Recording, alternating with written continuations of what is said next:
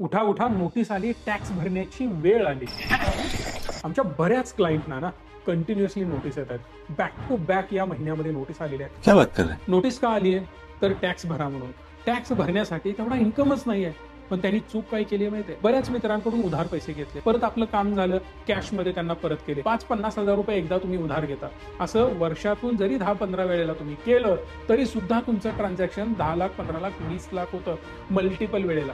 बरेच लोक रिचार्ज करतात. इतर लोकांचे पैसे अकाउंटला घ्यायचे, त्याच्यात तू रिचार्ज करायचा. बरेच लोक ऑनलाईन शॉपिंग करून देण्यासाठी मित्रांकडून पैसे अकाउंटला घेतात का?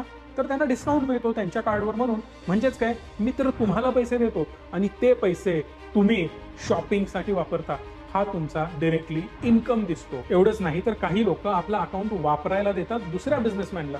तो बिझनेसमॅन यांचं अकाउंट वापरतो आणि त्यावर ट्रान्झॅक्शन करतो. टॅक्स कुठे आहे? कुठंच नाही. एक सिंपल काम करा, हे उद्योग बंद करा. जे काही ट्रान्झॅक्शन झाले असतील ना, ते पहिला सीएच्या माध्यमातून ITR फाईल करा आणि जे काही तुम्ही केलंय सिंपल वे आहे. पैसा आला, कुठेतरी गेला, तो खर्च तुम्ही दाखवून टॅक्स नील होऊ शकतो. पण जर आता इन्कम टॅक्स फाईल नाही केलं ना, तर पुढे जाऊन एक मोठी नोटीस येईल आणि आजपर्यंतचा सगळा डेटा तुम्हाला शो करावा लागेल.